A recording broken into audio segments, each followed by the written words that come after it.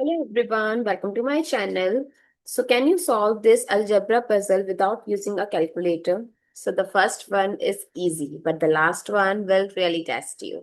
So pause the video if you need more time. So let's begin. So the first one is x times x minus x equals 60.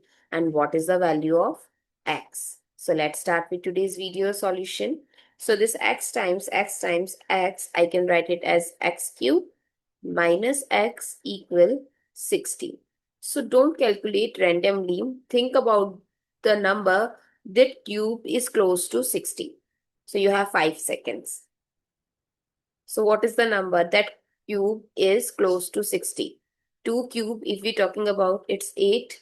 3 cube is 27. 4 cube is 64. So which one is closest to 60? It's 4 cube. So if I'll put the value in place of x as 4.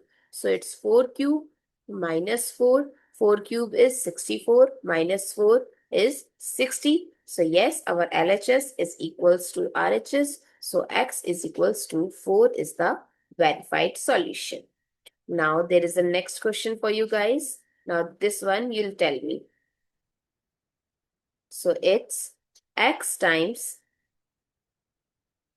x minus x equal 24. What is the value of x? So you have 5 seconds to solve.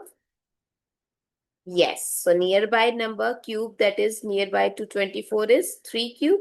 So we'll put x equal 3. So it's 3 times 3 times 3 minus 3. That is 27 minus 3, which is equals to 24. So what is the value of x in this case?